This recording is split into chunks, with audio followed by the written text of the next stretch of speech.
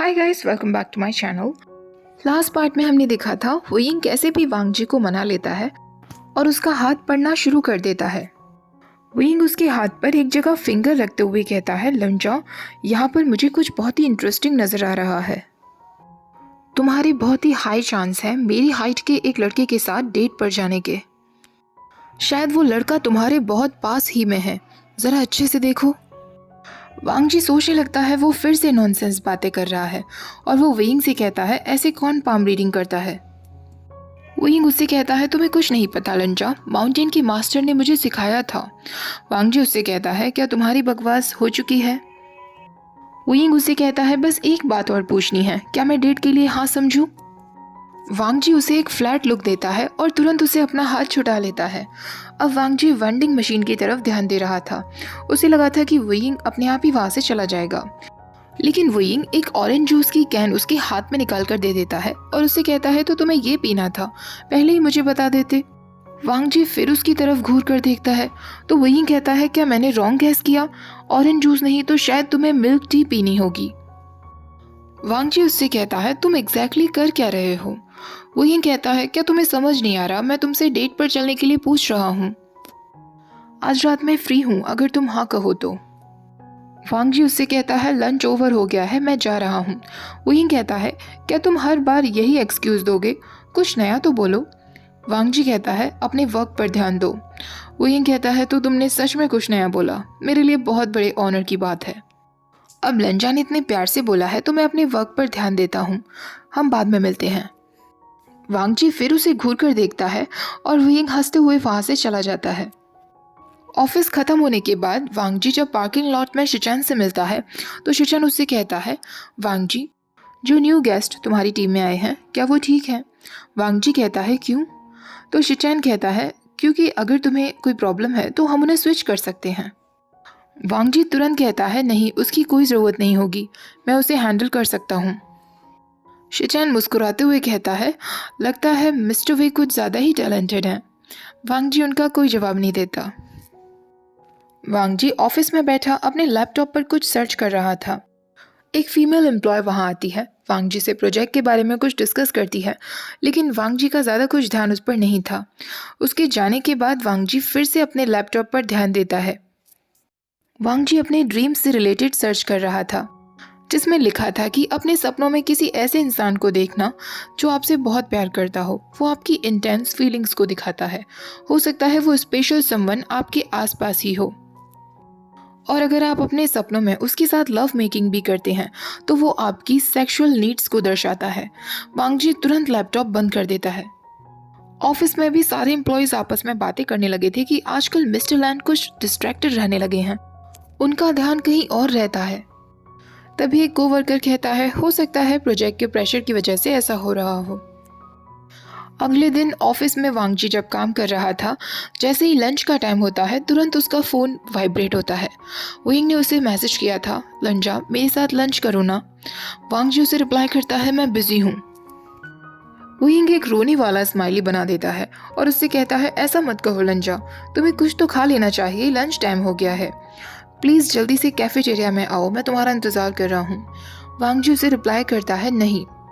वुयिंग फिर मैसेज करता है, लंजा मैं सच में तुम्हारा फेवरेट फूड खरीदूंगा कैफेटेरिया में, मेरे बेचारे दिल को ऐसे मत तोड़ो, और फिर से एक क्राइंग इमोजी बना देता है। वांग जी कहता है, मैं अपना लंच अपने साथ लेकर आया हूँ। वुयिंग कहता है, तुम्हें मुझे पहले ही बताना चाहिए था, मुझे पता है मुझे लंजा के हाथ का बना हुआ खाना बहुत अच्छा लगेगा, तुम क्या लेकर आए हो। अगर तुम सिर्फ राइस और सैलेड लेकर आए हो तो मैं सच में रोने लगूंगा। सैंडविच या मीट लेकर आए हो। लेकिन वांग जी उसका कोई जवाब नहीं देता। कुछ देर बाद वुयिंग उसके ऑफिस में आ जाता है और अपने शोल्डर्स से दरवाज़ा खोलता है, क्योंकि उसके हाथ में स्नैक्स भरे हुए थे। वुयिंग उससे कहता है, मुझे नहीं पता था कि तुम्हें कौन से अच्छे लगेंगे, इसलिए मैं सारे ले आया, अगली बार से मुझे अपने फेवरेट स्नैक्स बता देना। वांग जी वुयिंग के हाथों में उन सारे स्नैक्स को देखने लगता है, जो सच में काफ़ी सारे थे। वुयिंग उससे कहता है, ऐसे क्यों घूर रहे हो जॉन गगा, ये कहीं नहीं जा रहे हैं, तुम सारे खा सकते हो। वांग जी उससे कहता है, मैं ये सब नहीं खा सकता। वुयिंग कहता है, एक बार में मत खाना, धीरे धीरे खा लेना।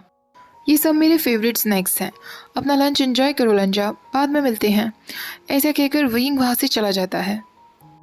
उसके जाने के बाद वांगजी वो सारे स्नैक्स टेस्ट करता है और उसे सच में वो बहुत अच्छे लगते हैं। और उस रात वांगजी को फिर से एक सपना आया था। वांगजी अपने ऑफिस में किसी के साथ था जो वांगजी के ऑफिस डेस्क पर बैठा हुआ था और वो वांगजी से कह रहा था, तुम बहुत ईगर हो लंजा, मैं तुम्हें बहुत पसंद करता हूँ। इस बार वो दोनों एक दूसरे को सिर्फ किस नहीं कर रहे थे, एक दूसरे से इंटीमेट हो रहे थे। वांगजी उस सामने वाले पर्सन को सुन सकता था, उसे स्मेल कर सकता था, टेस्ट कर सकता था, टच कर सकता था और उसे देख सकता था। वांगजी ने देखा कि वो वयिंग ही है। तुरंत वो सपने से उठ जाता है। दोनों हाथों से वो बेडशीट को जकड़े हुए था। फेस पूरी तरीके से रेड हो गया था और वो सोच रहा था कि किस तरह वयिंग सपने में उसका नाम ले रहा था अपने रेड स्वॉलन लिप्स से। वांगजी जब उस दिन ऑफिस जाता है तो वो पूरी कोशिश कर रहा था वयिंग को अवॉइड करने की। वो अपने फ़ोन को चेक भी नहीं करता क्योंकि उसे पता था कि वर्क आवर्स के वक्त उसे सिर्फ वयिंग ही मैसेज कर सकता है। वांगजी अब ऑफिस के किचन में जाता है अपने लिए कॉफ़ी लेने के लिए, लेकिन वो जैसे ही कॉफ़ी लेता है पीछे से वयिंग उसको आवाज़ दे रहा था। वांगजी के हाथ से कॉफ़ी का मग ऑलमोस्ट गिरने ही वाला था। वांगजी वहाँ से जाने ही वाला था कि तभी वयिंग उसके सामने आ जाता है। वयिंग उससे कहता है, लंजा, आज पूरे दिन मैंने तुम्हें नहीं देखा, तुम कहाँ थे? क्या तुम मेरे साथ कॉफ़ी पीना चाहोगे? मेरी ट्रीट होगी। वांगजी फिर मुड़ने लगता है और उससे कहता है नहीं, लेकिन वयिंग तुरंत उसका हाथ पकड़ लेता है और उससे कहता है, क्या मैंने कुछ गलत किया है? ये पहली बार था जो वयिंग बिल्कुल भी स्माइल नहीं कर रहा था, वरना वो हमेशा मुस्कुराता रहता था। वैसे तो वांगजी को बहुत गुस्सा आता था जब वयिंग उसे टीज करता था, लेकिन वयिंग के फेस पर ये लुक भी वांगजी को बिल्कुल अच्छा नहीं लग रहा था। वयिंग उससे कहता है, मुझे नहीं पता चल रहा है कि मैंने क्या गलत किया है, लेकिन मैं प्रॉमिस करता हूँ मैंने कुछ भी किया है मैं उसके लिए अपनी गलती मानने के लिए तैयार हूँ। मैं वही करूँगा जो तुम चाहते हो लंजा, बस प्लीज़ मुझे इग्नोर मत करो। वांगजी को सडनली लगता है कि वयिंग के इन शब्दों में बहुत सिंसेरिटी थी और वो उससे कहता है, तुमने कुछ गलत नहीं किया। वयिंग उससे पूछता है, फिर आज पूरे दिन तुम मुझे अवॉइड क्यों कर रहे थे? वांगजी को अपना वो ड्रीम याद आता है। सडनली उसका पूरा फेस हॉट हो जाता है और वो वयिंग से कहता है, मैं बस ठीक फील नहीं कर रहा था। वयिंग उससे कहता है, तुम बीमार हो? वो तुरंत वांगजी के फोरहेड पर हाथ रखता है और उससे कहता है, तुम्हारा फोरहेड भी गर्म हो रहा है। वांगजी तुरंत पीछे हट जाता है और उससे कहता है, मैं ठीक हूँ। वयिंग सडनली बहुत पैनिक दिखने लगता है और उससे कहता है, तुम कैसे ठीक हो? तुम बीमार हो? क्या तुम्हें कोल्ड है लंजा?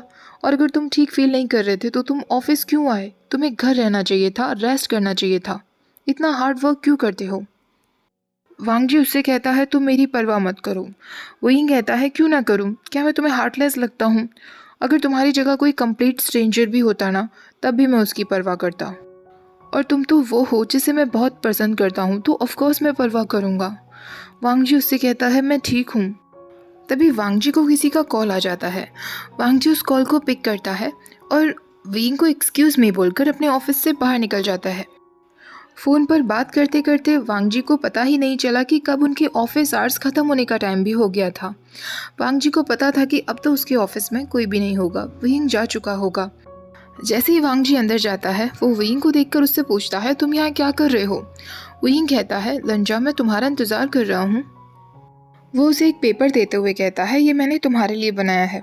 तुम्हारी डेस्क काफ़ी खाली खाली लग रही थी, ये तुम्हें कंपनी देगा। उस पेपर पर एक रैबिट बना हुआ था। वयिंग उससे कहता है, तुम जब भी इसे देखोगे तो तुम्हें मेरी याद आएगी। तुम्हें रैबिट्स पसंद है ना? और अगर तुम्हें कोई और एनिमल पसंद है तो बता दो, मैं उसे बनाना भी सीख लूँगा। वयिंग जाते हुए उससे पूछता है, लंजा, अब तुम्हें कैसा फील हो रहा है? क्या तुम अभी भी अनवेल हो? क्या तुम्हें कुछ चाहिए? मैं तुम्हारी मदद कर सकता हूँ। वांगजी उससे कहता है, थैंक यू, पर अब तुम घर जा सकते हो। तुम ऑलरेडी मेरे लिए बहुत कुछ कर चुके हो। वयिंग मुस्कुराते हुए कहता है, थैंक्स मत कहो लंजा, मैं तो ये करना चाहता था। अब वो वांगजी के हाथ को पकड़ते हुए कहता है, अगर तुम्हें ज़्यादा प्रॉब्लम हो तो पेन किलर्स ले लेना और ज़्यादा काम मत करना। ठीक है लंजा, फिर हम कल मिलते हैं। जैसे ही वो जाने वाला होता है सडनली वांगजी उसका नाम लेता है। वयिंग फिर से बड़ी सी स्माइल देते हुए कहता है, क्या हुआ लंजा? वांगजी सडनली उससे अपनी नज़रें चुराने लगता है। अब वयिंग उसके नज़दीक आकर कहता है, लंजा, ज़रूर कोई ना कोई रीज़न तो है जो तुमने मुझे इस तरह बुलाया। प्लीज़ अब शर्माओ मत, जल्दी से बताओ क्या हुआ। वांग जी हेजिटेट करने लगता है और कैसे भी उससे पूछ ही लेता है, वो यिंग लास्ट नाइट क्या तुम। इसके आगे फिर से वो कुछ नहीं कह पाता। वो यिंग उसे कहता है लास्ट नाइट। वो यिंग को कंफ्यूज देखकर वांग जी समझ जाता है कि वो यिंग को उस लास्ट नाइट वाले ड्रीम के बारे में नहीं पता। इसका मतलब वो वांग जी का ही ड्रीम रहा होगा, एक रेगुलर ड्रीम। वो यिंग कहता है लंजा तुम क्या कहने वाले थे लास्ट नाइट के बारे में। अगर तुम मुझसे पूछ रहे हो इसका मतलब मुझसे रिलेटेड कुछ है। और वो उसके नज़दीक जाकर कहता है लंजा कहीं लास्ट नाइट तुम्हें मुझे लेकर कोई सपना तो नहीं आया था। वांग जी का दिल बहुत ज़ोर ज़ोर से धड़कने लगा था। विंग उससे कहता है तो अब मैं समझा, इसीलिए तुम पूरे दिन मुझे अवॉइड कर रहे थे। तुम अनवेल हो क्योंकि तुम्हें लगा कि लास्ट नाइट मैं तुम्हारे सपनों में था। लेकिन लंजा एक नॉर्मल ड्रीम को लेकर तो तुम मुझे अवॉइड नहीं करते। कहीं ऐसा तो नहीं कि तुमने उस तरीके का सपना देखा हो। वांग जी फिर से अपनी नज़र झुका लेता है और विंग बहुत ज़ोर ज़ोर से हंसने लगता है। विंग उससे कहता है तो सच में तुम इसीलिए मुझे अवॉइड कर रहे थे। जानर माँ लंजा तुम भी ना, तुम मुझे बता सकते थे। वांग जी ब्लश करने लगता है और उससे कहता है तुम चुप रहो। विंग कहता है मैं कसम खा के कह रहा हूँ लंजा, लास्ट नाइट में तुम्हारे सपने में नहीं आया था। जो भी कुछ तुम्हारे सपने में हुआ वो तुम्हारे दिमाग में चल रहा था और तुम्हें इसको लेकर एम्बैरेसिंग फील नहीं करना चाहिए। मैं तो ऑलरेडी तुम्हें बता चुका हूँ ना कि मैं तुम्हें पसंद करता हूँ। इसका मतलब मैं तुम्हारा हूँ, तो इसे लेकर तुम शाय क्यों फील कर रहे हो। तुम मेरे बारे में ऐसे सपने जब चाहे तब देख सकते हो। वांग जी गुस्से में उसका नाम लेता है वियिंग। वियिंग हंसते हंसते ऑलमोस्ट गिरने ही वाला था कि वो वांग जी के डेस्क के थ्रू खुद को संभालता है। वांग जी वहाँ से जाने लगता है तो वियिंग उससे कहता है तुम क्यों जा रहे हो लंजा। वांग जी कहता है ऑफिस आवर्स खत्म हो चुके हैं। वियिंग अब वांग जी की डेस्क पर ही बैठ जाता है और उससे कहता है लंजा शायद तुम्हें लग रहा होगा कि मैं तुम्हारा मजाक बना रहा हूँ, लेकिन ऐसा नहीं है, ये सच है। मैं बहुत ज़्यादा खुश हूँ कि तुम मेरे बारे में इतना सोचने लगे हो कि तुम्हें इस तरीके के सपने भी आते हैं। प्लीज़ ऐसे ही मेरे बारे में सोचते रहा करो। वांग जी गहरी सांस लेते हुए उससे कहता है डेस्क से नीचे उतरो। वियिंग कहता है वरना तुम क्या करोगे। वांग जी कुछ नहीं कहता और मुड़कर खुद ऑफिस से बाहर निकलने लगता है। वियिंग उससे कहता है सी यू टुमारो लंजा, और आज फिर से मेरे बारे में सपने देखना। वांग जी जोर से अपनी आंखों को बंद करता है और वियिंग की हंसी को सुनते हुए ही ऑफिस से बाहर निकल जाता है। अगले दिन वांग जी को एक ऐसा सपना आया था जिससे वो पूरा स्वेटी हो गया था। वो रात के 3 बजे ही उठ जाता है। उसने सपने में देखा कि कोई तो है जो उससे बहुत दूर चला गया है।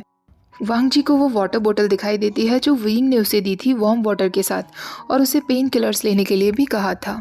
वांग जी सोचता है कि आज वो वियिंग को ये बोतल रिटर्न कर देगा। वो उस बोतल में अपने हाथ की बनाई हुई कॉफ़ी भरकर ले जाता है और ऑफिस में जाकर वियिंग को देता है। वियिंग उससे कहता है थैंक्स लंजा, तुमने ये मेरे लिए बनाई, ये तो बहुत टेस्टी है। आज के बाद तो मैं कोई और कॉफ़ी पी ही नहीं पाऊँगा। अब मैं अपनी ऑफिस की मीटिंग्स में क्या किया करूँगा बिना कॉफ़ी के।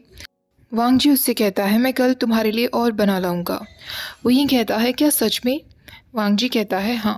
वियिंग कहता है तो फिर अब तुम्हें डेली लाना होगा, तुम्हें रिस्पॉन्सिबिलिटी लेनी होगी, क्योंकि अब मैं बस तुम्हारे हाथ की बनी कॉफ़ी ही पीने वाला हूँ। वांग जी के ईयर्स रेड हो गए थे, लेकिन वो वियिंग के लिए डेली कॉफ़ी लाने के लिए तैयार था। अगली रात वांग जी को फिर वही सपना आता है। फिर से वो रात को 3 बजे ही उठ गया था और पूरा स्वेटी हो रहा था। क्योंकि वो जल्दी उठ गया था इसलिए वो वियिंग के लिए कुछ स्नैक्स भी बनाकर ले जाता है। वांग जी उससे पूछता है कि कैसा बना है। वियिंग कहता है थोड़ा स्पाइसी कम है, लेकिन जब ये लंजा ने बनाया है तो ये मेरे लिए बेस्ट है। अब कुछ दिन और ऐसे ही बीत गए थे, लेकिन वांग जी को वो सपना आना बंद ही नहीं हो रहा था। हर रात वो 3 बजे उठ जाता था और उसकी पूरी बॉडी स्वेटी रहती थी और हमेशा उसे यही लगता कि कोई है जो उससे बहुत दूर चला गया है। अगले दिन जब वांग जी और वियिंग प्रोजेक्ट को लेकर कुछ बातें कर रहे थे तो वियिंग तुरंत नोटिस कर लेता है कि वांग जी बहुत थका हुआ है और वो काफ़ी दिनों से ठीक से नहीं सोया है। लंच टाइम के वक्त वांग जी ऐसी जगह जाता है जहाँ कोई ना हो। वो सोचता है कि शायद वो थोड़ी देर के लिए यहाँ सो जाएगा। वो जैसे ही अपनी आंखें बंद करता है तभी उसके ब्राउज के बीच में कोई अपनी फिंगर फहराता है। वांग जी तुरंत आंखें खोलते हुए कहता है वियिंग। वो कोई सपना नहीं था, रियल में वयिंग उसके पास था। वांग जी उससे कहता है तुम यहाँ क्या कर रहे हो? वयिंग कहता है मैं हर जगह तुम्हें देख रहा था, तुम अपने ऑफिस में नहीं थे, अपने फ़ोन का आंसर भी नहीं कर रहे थे। मैं चाहता था कि हम दोनों साथ में लंच करें। लंच ऑलमोस्ट ओवर हो गया है लेकिन फिर भी हम साथ में कर सकते हैं। वांग जी की सारी टेंशन वयिंग को देखकर जैसे दूर हो गई थी। लेकिन वयिंग उससे पूछता है लंजा तुम ठीक हो ना? आजकल तुम ठीक से नहीं सो पा रहे हो। वांग जी उससे कहता है मैं ठीक हूँ। वयिंग कहता है लंजा प्लीज़ मुझे बताओ। वांग जी उससे कहता है बस एक बुरा सपना है। वयिंग कहता है लंजा इस बार मैं तुम्हें टीज़ नहीं कर रहा हूँ, मैं क्यूरियस हूँ, प्लीज़ मुझे बताओ। वांग जी कहता है मैं ठीक हूँ।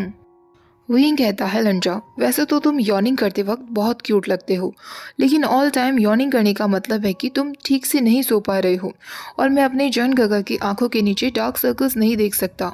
वो तुम्हारे नाइस कॉम्प्लेक्शन को ख़राब कर देंगे। कैसा रहेगा कि आज मैं खुद तुम्हारे सपने में आऊँ? वांग जी उससे कहता है तुम ये कैसे करोगे?